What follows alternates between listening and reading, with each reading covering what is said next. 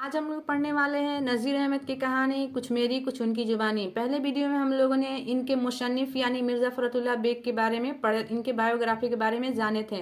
Deputy नज़ीर अहमद की कहानी जो ये खाका है, जो मिर्ज़ा फ़खरुल्लाह बेग अपने उस्ताद डिप्टी नज़ीर अहमद के ऊपर ये कहानी लिखे हैं।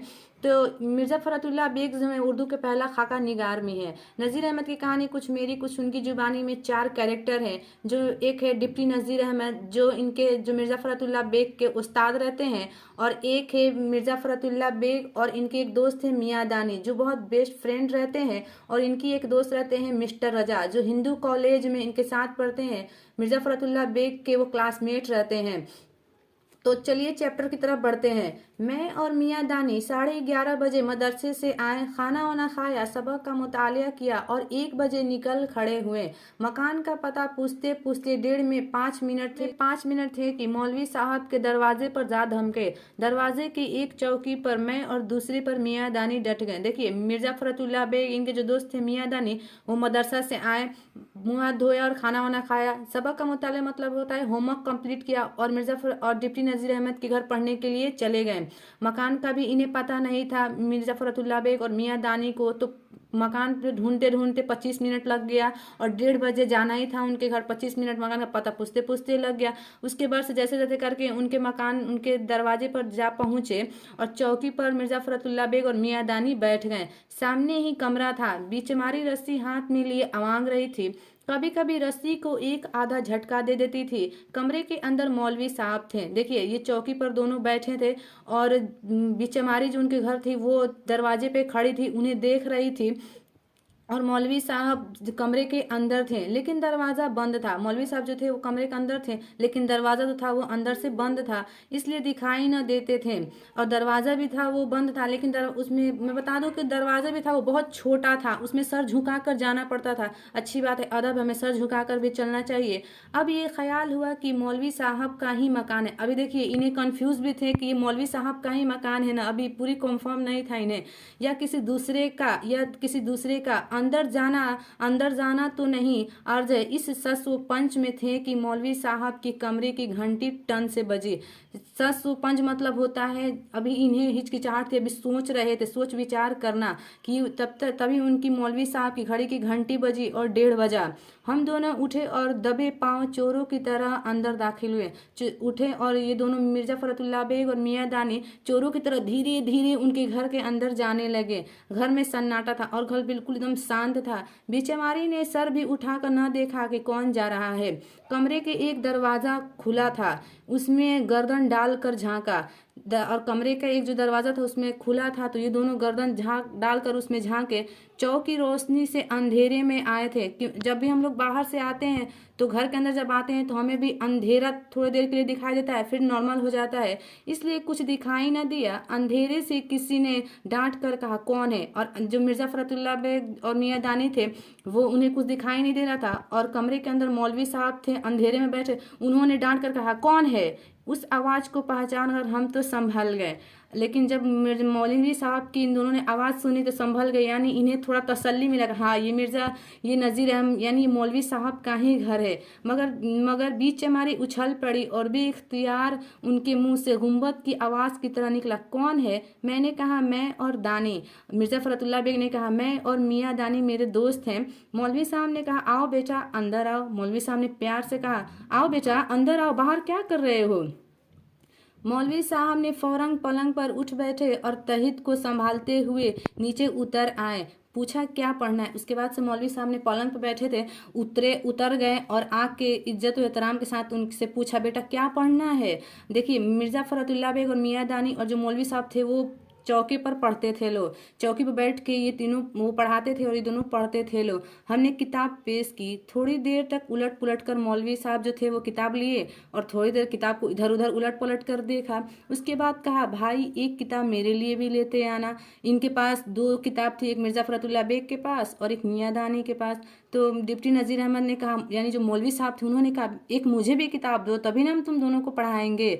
तो एक उन्होंने किताब, उन्हें अदब से उनको एक किताब दे दी, हमने अपनी एक किताब उनको दे दी और दूसरी से दोनों ने मिलजुल कर काम निकाला। यानी मिलजुल कर दोनों ने पढ़ाई की। एक ही बुक से 2 पढ़ने वाले थे और एक बुक था, उसी से उन दोनों पढ़ने लगे।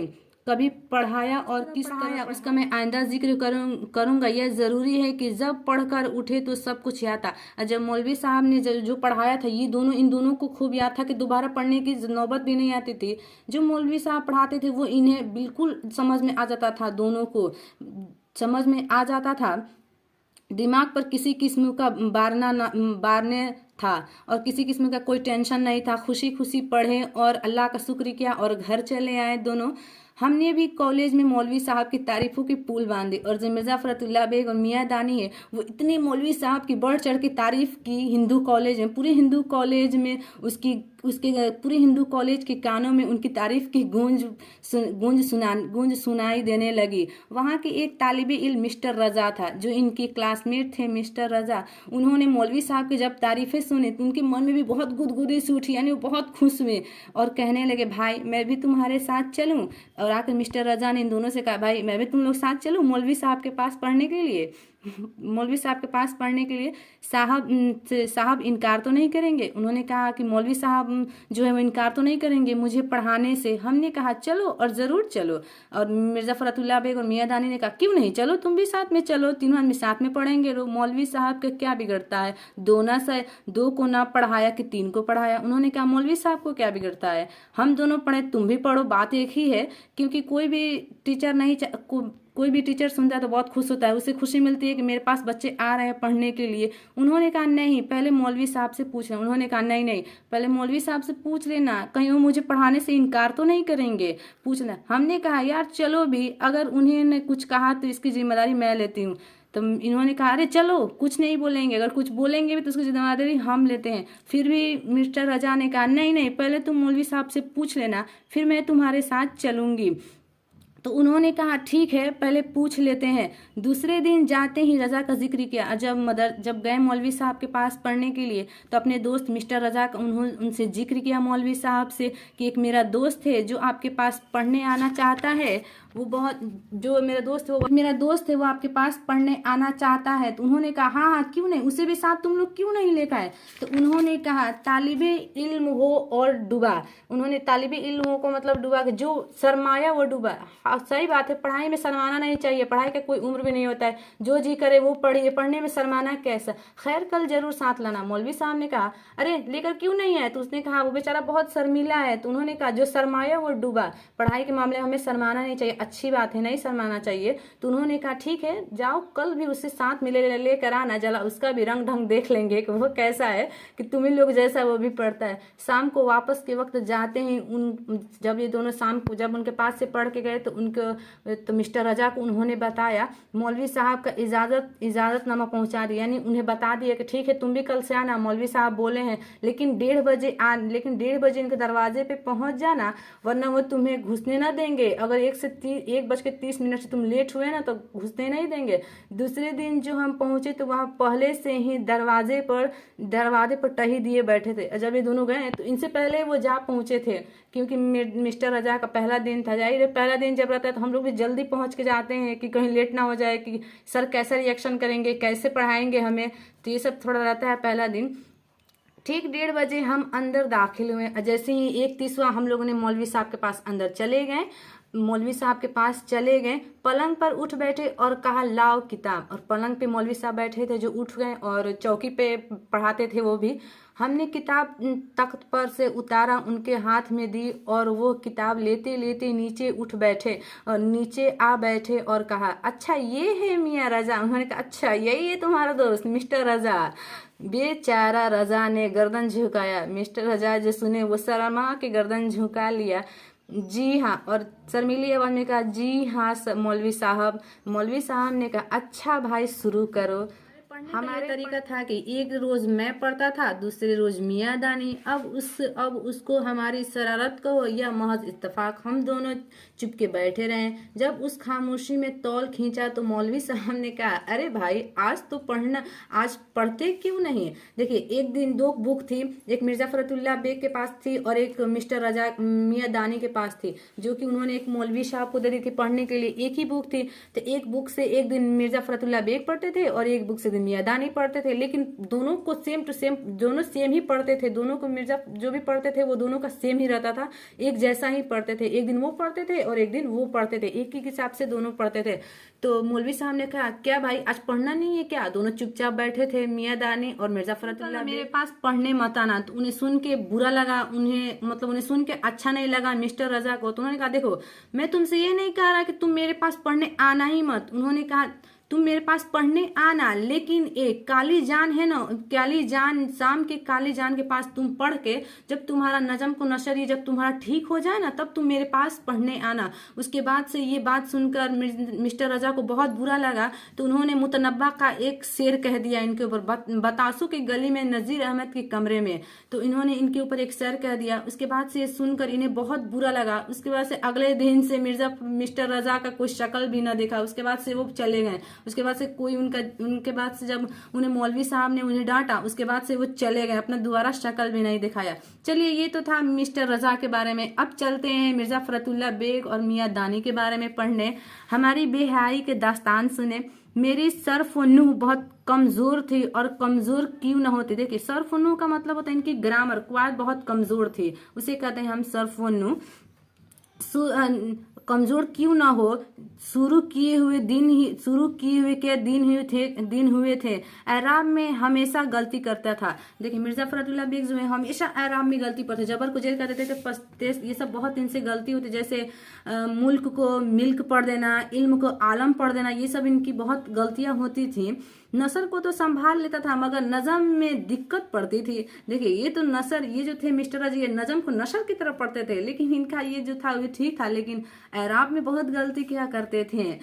और एराब में शायर खुद भी कहता है, दूसरों के हजारों शायर याद थे, इसलिए शायर को तख्ता से गिरने न देते थे। मियां दानी की हालत इससे बिल्कुल बरअक्स थी। बरअक्स मतलब होता है इससे बिल्कुल उल्टा थी इनकी यह हालत। वो एराब की गलती ना करते थे। ये जो थे मिस्टर मियां दानी, ये एराब की बिल्कुल गलती ना करते थे, मगर शेर को नसर कर देते थे। यूनी की हाल थी मिस्टर रजा की। जो मिस्टर रजा गलती क्या करते थे, शेर को नसर की तरफ पढ़ते थे, वही गलती मियां दानी करते थे।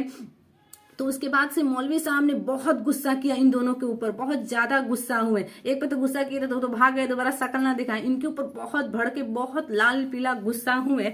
उसके बाद से एक दिन ये हुआ कि पढ़ने की बारी थी। एक दिन ये हुआ कि मेरी पढ़ने की बारी थी। मैंने एक शेर पढ़ा, मालूम नहीं कहाँ की एराब कहाँ लग गई। साहब ने कहा, मैं क्या पढ़ा, मैं समझा कि एराब में कहीं गलती। तमाम एराब बदल कर सारे मौजूआ कर दिया। उन्होंने फिर बड़े जोर से हुआ कि हमने फिर एराब बदल दी। उन्हें बहुत थोड़ा बुरा लगा, फिर हमने एराब बदल दी। इन्होंने एराब की गलती की मिर्जा फरतुल्लाह बेग ने। तो बहुत मौलवी साहब तो बहुत ज्यादा आग बबूल हुए, बहुत ज्यादा गुस्सा। उसके बाद से कहा, दानी तुम तो पढ़ो। उन्होंने शेर का गला ही घोट दिया, शेर का गला ही घोट दिया। उसके बाद से इन्होंने इतना मतलब खतरनाक पढ़ा कि इन्होंने जैसे लगा कि उसे मार ही डाले। उसके बाद से अब क्या था कि मौलवी साहब का पारा 102 डिग्री चढ़ गया, यानी बहुत ज्यादा गुस्से हुए, पूरे लाल पीले बाबुल हो गए। किताब उठाकर जो फेंका तो कमरे से गुजरा, दालान में होते हुए सहन में पहुंचा। सहन मतलब होता है ऐसे फेंके कि रूम से सीधा आंगन में चला गया किताब, और निहायत ही गुस्सीली आवाज में कहा, निकल जाओ। उसके बाद से बहुत डांटा, निकलो मेरे घर से अभी, इसी वक्त, अभी मेरे घर से निकल जाओ। उसके निकल जाओ, न तुम मुझसे पढ़ने के काबिल हो, और मैं न तुम्हारे पढ़ाने के काबिल। उसके बाद से डिप्टी नजीर अहमद बहुत गुस्सा हुए, तुम दोनों अभी मेरे घर से निकल जाओ, मैं तुम लोग को पढ़ाने के काबिल नहीं हो, ना तुम लोग मेरे पढ़ने के काबिल हो। दानी ने मेरी तरफ देखा, मैंने दानी के तरफ देखा, और जो मियां दानी थे वो मिर्जा फरतुल्लाह बेग की तरफ देख रहे थे और ये उनकी तरफ देख रहे थे। उन्होंने आंखों ही आंखों में कहा, चलो। उसके बाद दोनों ने आंखों ही इशारों में कहा कि अब हम चलते हैं।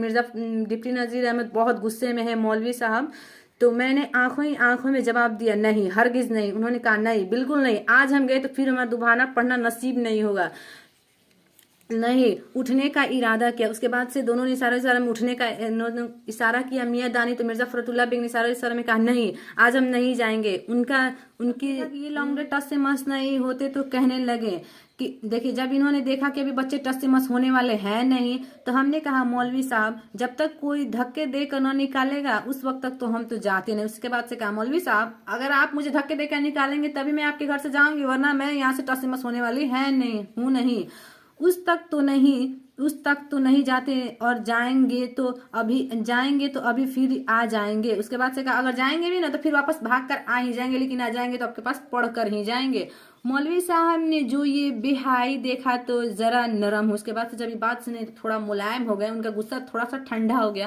कहने लगे अच्छा नहीं जाते हो तो ना जाओ, मगर मैं एक हुर्फ तुम लोग को ना पढ़ाऊंगा। उसके बाद से कहा ठीक है, नहीं जाना है तो मत जाओ, बैठे रहो यहीं पे, लेकिन एक हुर्फ मैं तुम लोग को पढ़ाने वाला हूं नहीं। मैंने कहा न पढ़ाए, मगर बगैर पढ़े हम यहाँ से न टले हैं। उसके बाद से कहा मत पढ़ाइए, लेकिन हम भी आपके पास से हिलने वाले हैं नहीं। कहने लगे बेटा इस वक्त मेरी तबीयत खराब हो गई है। उसके बाद से कहा जाओ बेटा इस वक्त मेरी तबीयत ठीक नहीं है, कल आना मेरे पास पढ़ने के, अब चले जाओ कल आ जाना। दानी ने सच जाना। उसके बाद से दानी ने सच जाना।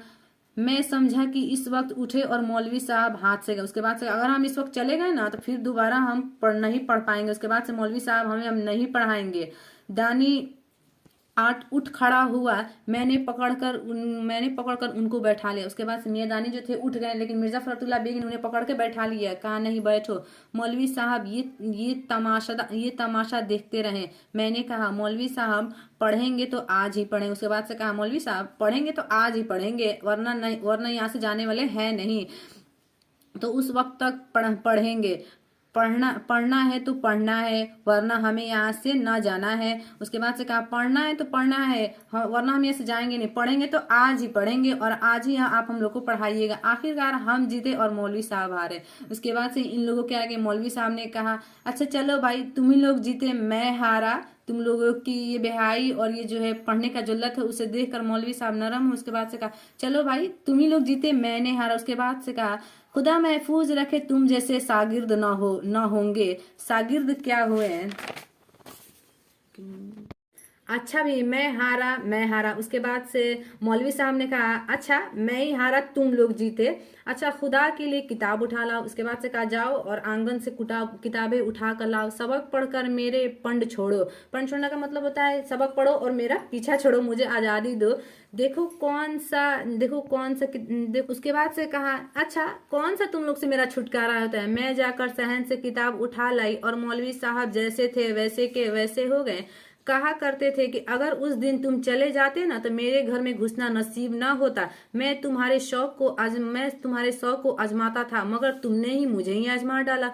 खुदा ऐसे शागिर्द सबको नसीब करे। बेहयाई नहीं मियादानी ये शौक है। इल्म का जिसको चस्का होता है ना वही बुरी भला सब कुछ सुनता है। बदशौक भाग जाते हैं और शौकीन उस्ताद को दबा लेते हैं। अब यहाँ देखिए ये सीखने को मिलता है कि इन मौलवी साहब जो थे वो इन्हें बहुत बुरा भला कहा, इन दोनों को, मियां दानी को और मिर्जा फखरुल्लाह बेग को, लेकिन ये लोग एक भी जवाब नहीं दिए, वहां डटे के डटे रहे। उन्होंने कहा पढ़ेंगे तो आज ही पढ़ेंगे, वरना यहाँ से टस से मस होने वाले नहीं है। तो उसके बाद से ये मौलवी साहब कहते हैं देखो बेटा ये बेहाई नहीं है, ये तुम्हें पढ़ने का चस्का है। चस्का मतलब लत है। जिस स्टूडेंट को पढ़ने का शौक होता है ना वही उस्ताद की बुरी बात और बुरी भला सब कुछ सुनता है। अच्छी बात है आजकल के स्टूडेंट्स जो है वो अगर टीचर्स उन्हें कुछ डांट दे तो वो गुस्से में लाल पीले हो जाते हैं, उल्टा जवाब देने लगते हैं, लेकिन ये गलत बात है।